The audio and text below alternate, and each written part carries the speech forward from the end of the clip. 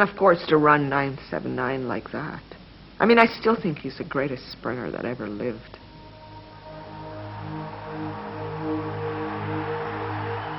It's feel like your old mind, your old body was in space, or it was in like in the middle of the ocean with no traffic, with no noise. Everything was calm and quiet as it can be.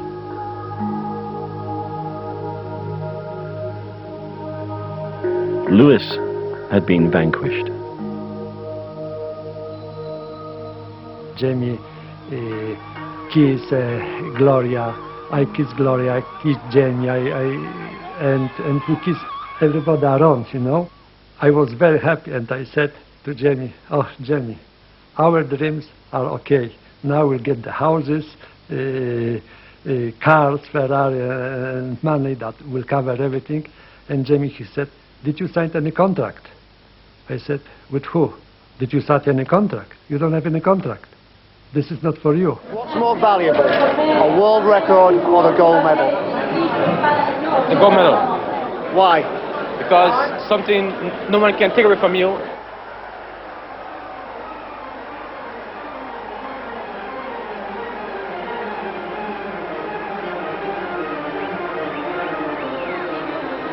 The three fastest humans in the world.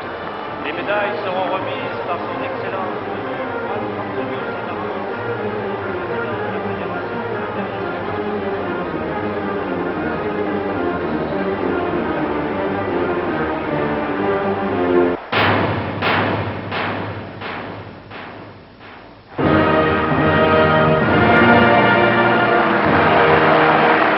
Said at the beginning of the season he could do 9.79. Nobody believed him, but he's done it where it matters most of all, in the Olympic arena.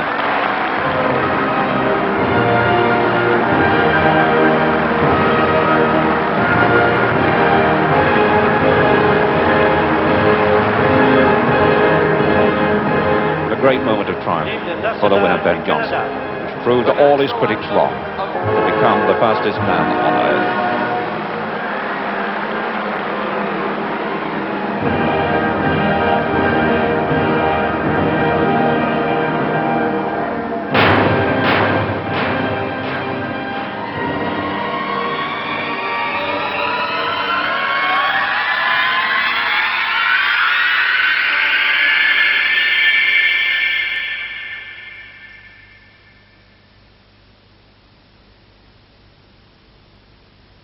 One of his foot was up on a chair, was passing by, and he said, "Mom, come here." And I went in, and he said to me, "Mom, guess what?" And I said, "What happened?" But he wasn't looking so happy, and he said, "I test positive." I said, "Oh no, that can't be." And I saw him lie down in the bed. His hand was across his back like that, his foot stretched right out, and his foot. And the only thing I do, I just rub his head and say, "Don't worry, everything's gonna be okay." That's all I could say to him at that moment. And he looked up at me. I've just been handed a piece of paper here that if it's right, it'll be the most dramatic story out of these Olympics, or perhaps any others. It says, Ben Johnson of Canada has been caught taking drugs.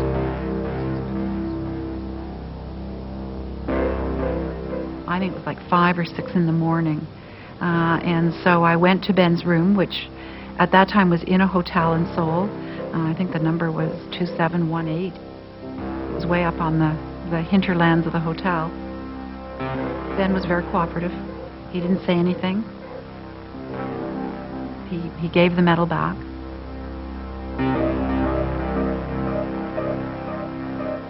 It was sort of like a wake at a funeral almost. It had that sense of grieving and pain and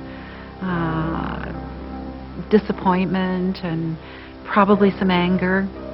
And I would suggest still some denial and disbelief at what had really happened. Recommend the following sanction: disqualification of this competitor from the games of the 24th Olympiad in Seoul. Sources close to Johnson, as they say, tell us he's been taken to Kimpo Airport at Seoul for a flight out. Apparently police and the military sealed off the 17th floor of the Hilton Hotel where Johnson is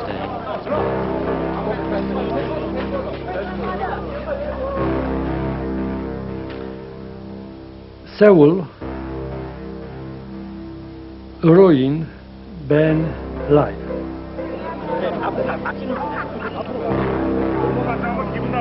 Good should never give way to evil, and this is evil that's being exposed. This was just a total crash. And the emotion I felt then is the emotion I feel now. It's one of sadness. This wonderful story was a sham.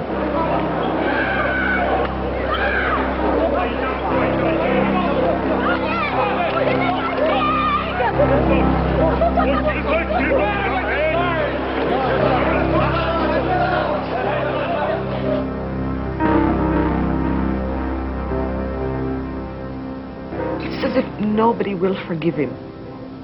Who did he sodomize? Did he sodomize somebody's child? Come on. He took half a cc of cenazanol 3 days a week for 6 weeks, for Christ's sake. Big deal. What happened? On Johnson's return to Canada, he found a country unsure of their hero. We're just trying to get behind Ben. We want him to know that not all Canadians are against him. We believe in him, and we believe he's number one. Dozens of school children came knocking on the doors and the windows. To them, Johnson is still a hero worth supporting. Okay, it is true. It is really, really true. It's the biggest disappointment anybody could ever imagine, that he'd do that to us. When he won, everybody was like, oh, great, wonderful. When he lost, he wasn't a Canadian anymore, but a Jamaican Canadian all of a sudden. And how could he do this to us? He didn't do anything to you. Do they really believe that athletes are out there running for the whole country? They're running for themselves.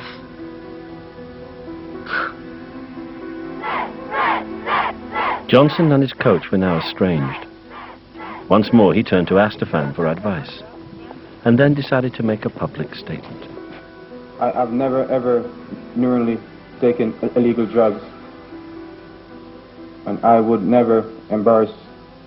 Johnson's denial laid the blame at the door of his coach.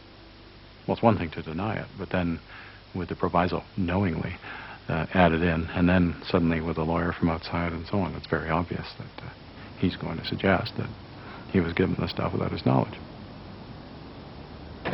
Whatever the doctor said to me, that's what I said to people. He said to me, don't speak to anybody, to find a lawyer. And they asked him on national TV, do you give Ben Johnson anything? He said no. So whatever he was telling me, that's what I'm telling people. I was in line. If he said to me that he was giving something back then, I would tell him, I'm not ashamed. What am I ashamed for? Canadians are a very forgiving people.